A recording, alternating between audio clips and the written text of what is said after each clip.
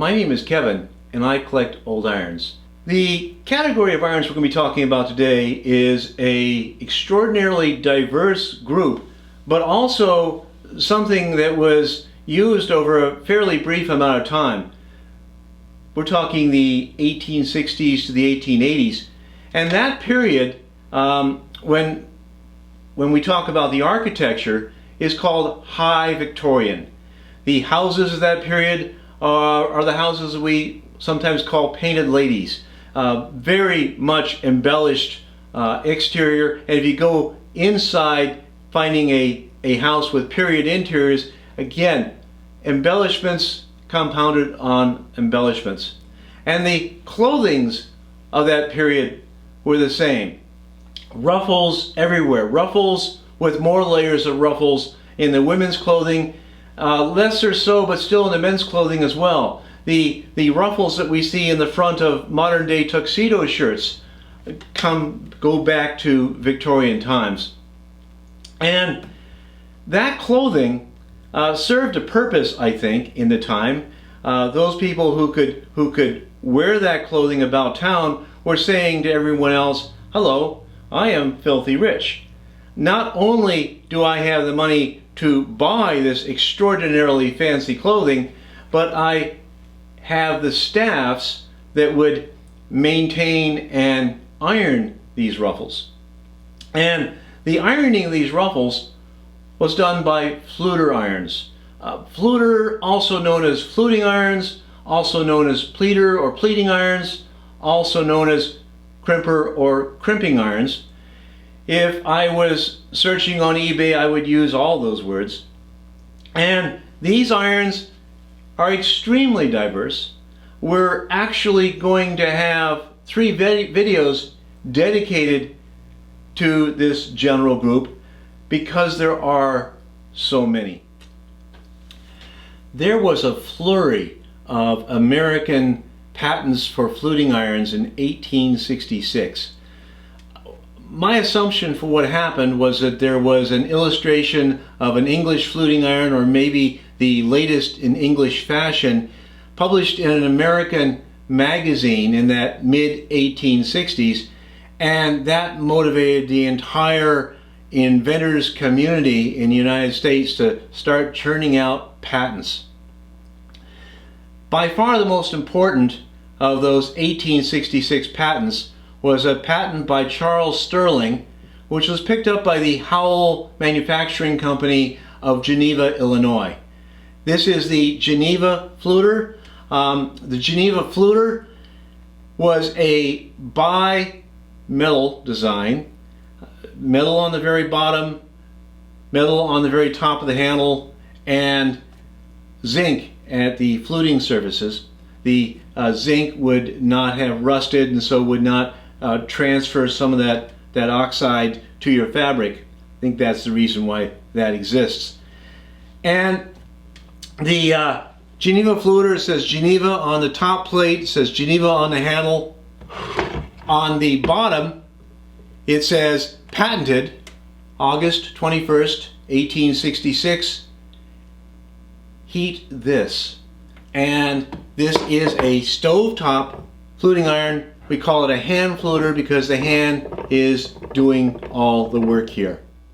Starting 1866, the Geneva fluter is still in some of the catalog listings going into 1920. So a very, very long history. There are lots of variations to the top, to the base. My colleague Mike Pagano, who has a more comprehensive collection of these than I do, says there's at least 10 different varieties. So the Geneva fluter, the most important of the fluting irons. The second most important is the best fluter. Sort of the same design, does not have 2 different metals here. It says the best on the top. There's a cross-hatched design on the handle, very typically. On the bottom it says C.W. Whitfield, Syracuse, New York. Patent applied for. The question is exactly when was that patent actually out? My colleague Dennis McDonald, who is sort of the patent guru for our community, has been trying to trace this down, and we just simply do not know what patent that was.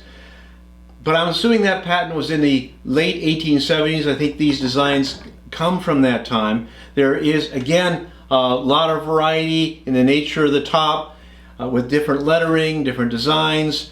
Some have the company name on the bottom, some are generic. And again, these two designs, very, very common. You would see these for $25 to $35 perhaps in an antique shop. This hand fluter is the Erie fluter from Erie, Pennsylvania. It is manufactured by the Griswold Manufacturing Company, which is a very famous foundry that, amongst other things, made skillets. We have a friend of ours who would tell you that if you're not cooking on a Griswold skillet, then you're just not cooking. The Griswold made a couple of fluters. They're first shown in a 1890 catalog. This particular one is notable in that it has a detachable handle. I'm not sure why you particularly need a detachable handle, except maybe you're heating the bottom and base plate here, and they're nice and hot, and now I can put this colder handle here and use it with some comfort. Very interesting design. This one's quite a large base plate here, and a very heavy top plate as well. It's all cast iron construction.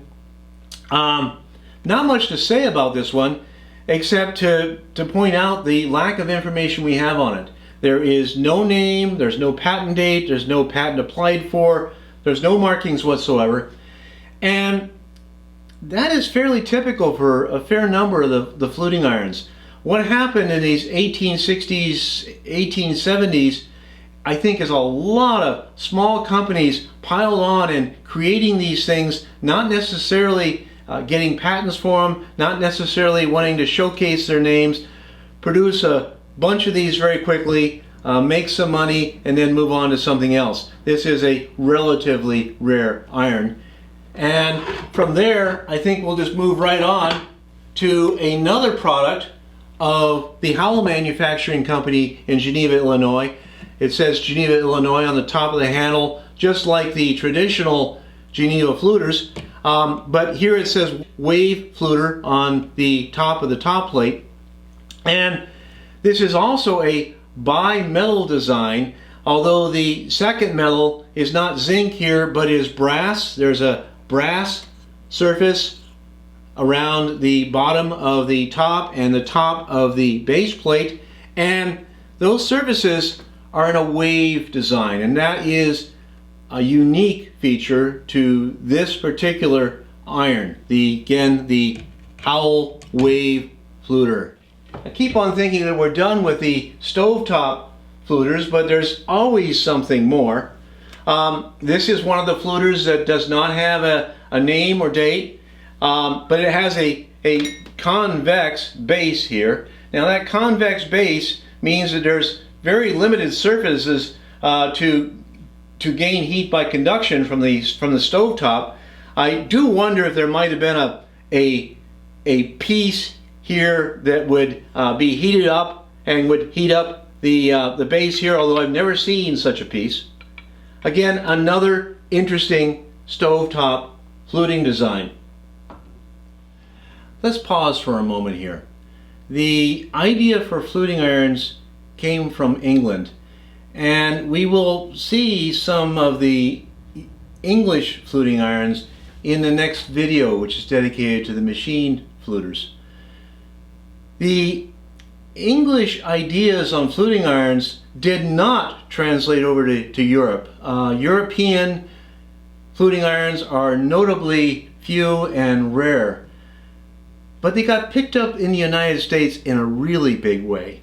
And I think part of this was that in the United States we saw ourselves as a country that was going places, and we had our own empire that we might build. And so we took on the fancy dress of the English, although we didn't have the money to do it in any way the same way, but even our modest fabric would have fluting. And that is where these hand fluters come from. We need to remind ourselves these hand fluters that we're showing today have no equivalent in Europe. There are no cast iron hand fluters that I know of in England or Europe anywhere. And yet we have this huge number of irons here and in Canada. And the fluting irons in American use, I think, went for longer than anybody in England was probably using these things. You might remember from the coal iron that we saw previously, this has a detachable fluter handle with a base here. We'll see more of these combination fluters also in a subsequent video. But this handle has a 1904 patent date. Wait a minute, 1904? Queen Victoria was dead, and yet we were continuing with elements of this high Victorian manner within our clothing. It is interesting to see in the 1902 Sears and Roebuck catalog a fair amount of space given to fluting irons. These fluting irons are here called crown fluters. Crown is a design often used by the American Machine Company, Philadelphia, Pennsylvania. We've seen that crown design in some of the iron stands previously. And let's just take a look at the middle one here. This is the, again, American Machine Company fluter. It's got a large roller on the top. And on the inside, in this particular version, the door opens on a hinge. There are a variety of other ways that these are presented. And there is a slug. So these are slug irons, slug iron fluters.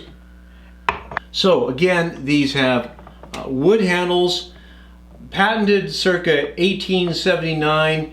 Indeed, all those designs we saw in that Sears and Roebuck listing are irons fluting irons from the 1870s, carried on, still being used in the early 20th century.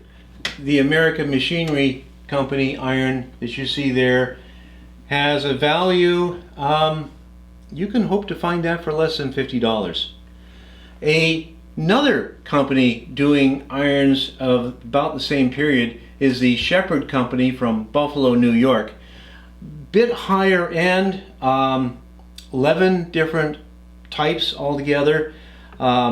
Says Shepherd on the handle, and again a bi-metal construction. The rollers and the top here made of a zinc metal or alloy, and inside there is a slug. You take this out and it says put this on the stove. So again, these are slug irons, many different types. Some have rollers, some do not. Some have the top that lifts off on hinges and so forth. This is one of the larger and heavier versions. The bi-metal construction that we're seeing in a number of these fluting irons is, I think, reflecting that these are being sold as for the more sophisticated, for the fancier clothing and so forth. This one again has a brass plate over the top and bottom of the fluting surface.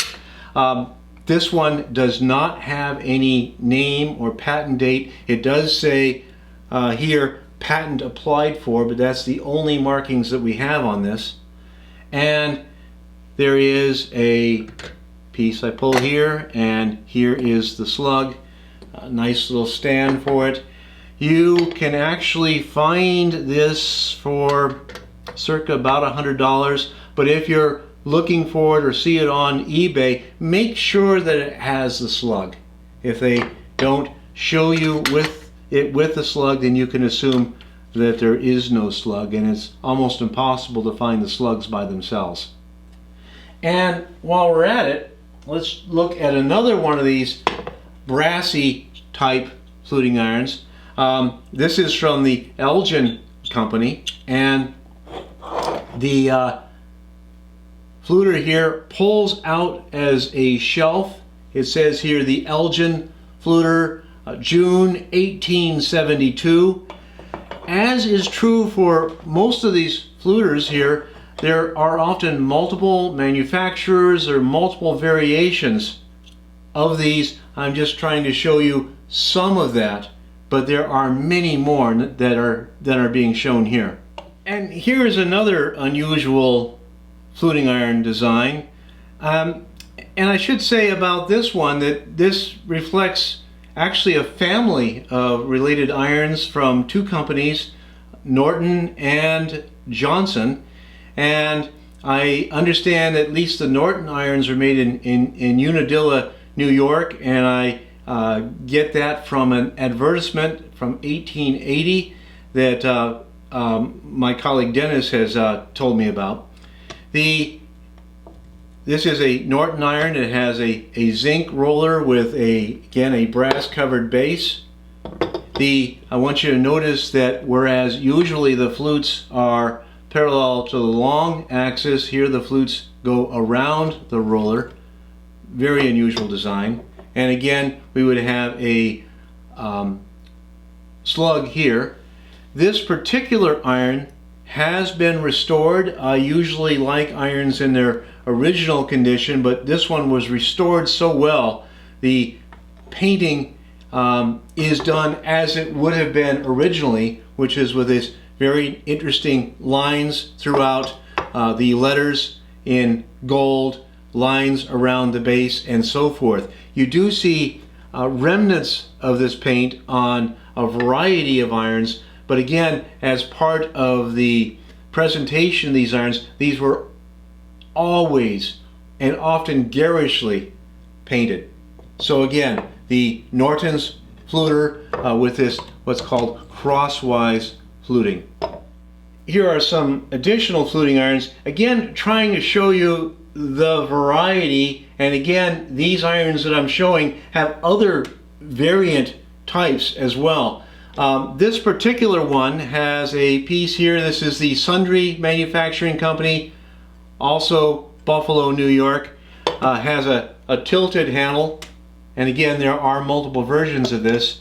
I want to show here the stand that goes with this. There are some stands. You usually find these stands separate from the irons, and I'm not actually absolutely sure that this stand necessarily went with this iron, though they certainly do match very well. And here is another interesting iron, and let's first of all show that this one also has a stand. And again, you tend to see these stands separate from the irons very oftentimes.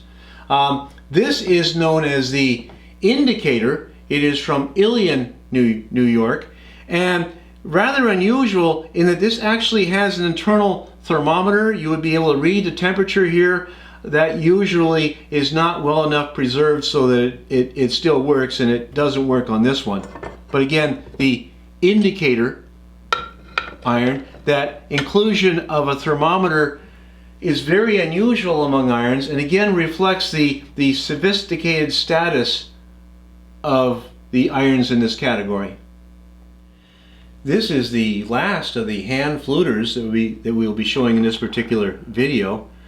For this particular fluter, I have no markings, I have no patent date, I have no time, I have no company, but this one has some very interesting shape to it. It is, which I think reflects the upper end market that these are catering towards. And this one is also a good segue into the next group of fluting irons that we'll be talking about, in that these have a roller inside of which there is the slug. So the slug is heated and then placed into here. Kate and I have had opportunity to go to Europe, and when we go to Europe we visit iron collectors, and Many of the countries have their own separate iron collecting organizations. It's easy to find out who the major players are. They are happy to see us. They put us up for the night. There's plenty to show, plenty to talk about. But of course, it's nice to have a gift. And the gift, if you're going to visit a European collector, is to bring a fluting iron, because these are not something that they see in Europe.